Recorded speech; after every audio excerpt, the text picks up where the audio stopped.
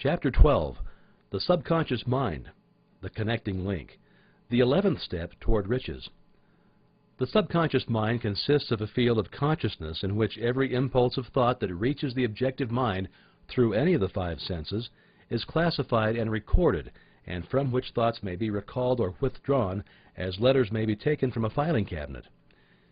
It receives and files sense impressions or thoughts regardless of their nature.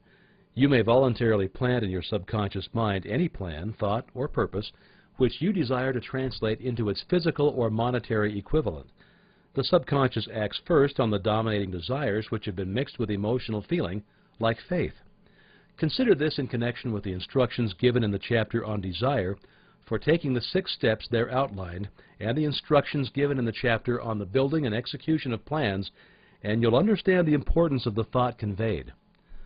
Through a method of procedure unknown to man, the subconscious mind draws upon the forces of infinite intelligence for the power with which it voluntarily transmutes one's desires into their physical equivalent, making use always of the most practical media by which this end may be accomplished. You can't entirely control your subconscious mind, but you can voluntarily hand over to it any plan, desire, or purpose which you wish transformed into concrete form. Read again instructions for using the subconscious mind in the chapter on autosuggestion. There's plenty of evidence to support the belief that the subconscious mind is the connecting link between the finite mind of man and infinite intelligence. It's the intermediary through which one may draw upon the forces of infinite intelligence at will. It alone contains the secret process by which mental impulses are modified and changed into their spiritual equivalent. It alone is the medium through which prayer may be transmitted to the source capable of answering prayer. The possibilities of creative effort connected with the subconscious mind are stupendous and imponderable. They inspire one with awe. I never approach the discussion of the subconscious mind without feeling of littleness and inferiority due, perhaps, to the fact that man's entire stock of knowledge on this subject is so pitifully limited. The very fact that the subconscious mind is the medium of communication between the thinking mind of man and infinite intelligence is of itself a thought which almost paralyzes one's reason.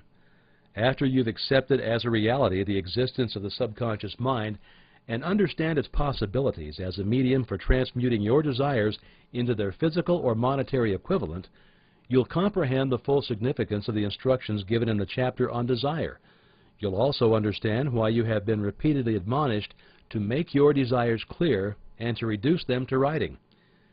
You'll also understand the necessity of persistence in carrying out instructions. The 13 principles are the stimuli with which you acquire the ability to reach and to influence your subconscious mind. Don't become discouraged if you can't do this upon the first attempt. Remember that the subconscious mind may be voluntarily directed only through habit, under the directions given in the chapter on faith. You have not yet had time to master faith. Be patient. Be persistent. A good many statements in the chapters on faith and autosuggestion will be repeated here for the benefit of your subconscious mind. Remember, your subconscious mind functions voluntarily, whether you make any effort to influence it or not. This naturally suggests to you that thoughts of fear and poverty and all negative thoughts serve as stimuli to your subconscious mind unless you master these impulses and give it more desirable food upon which it may feed. The subconscious mind will not remain idle. If you fail to plant desires in your subconscious mind, it will feed upon the thoughts which reach it as the result of your neglect. We've already explained that thought impulses, both negative and positive, are reaching the subconscious mind continuously from the 4 sources which were mentioned in the chapter on sex transmutation. For the present, it's sufficient if you remember that you are living daily in the midst of all manner of thought impulses which are reaching your subconscious mind without your knowledge. Some of these impulses are negative and some are positive. You're now engaged in trying to help shut out the flow of negative impulses and to aid in voluntarily influencing your subconscious mind through positive impulses of desire. When you achieve this, you'll possess the key which unlocks the door to your subconscious mind. Moreover, you'll control that door so completely that no undesirable thought may influence your subconscious mind at all. Everything which man creates begins in the form of a thought impulse. Man can create nothing which he does not first conceive in thought. Through the aid of the imagination, thought impulses may be assembled into plans. The imagination, when under control, may be used for the creation of plans or purposes that lead to success in one's chosen occupation. All thought impulses intended for transmutation into their physical equivalent, voluntarily planted in the subconscious mind, must pass through the imagination and be mixed with faith. The mixing of faith with a plan or purpose intended for submission to the subconscious mind may be done only through the imagination.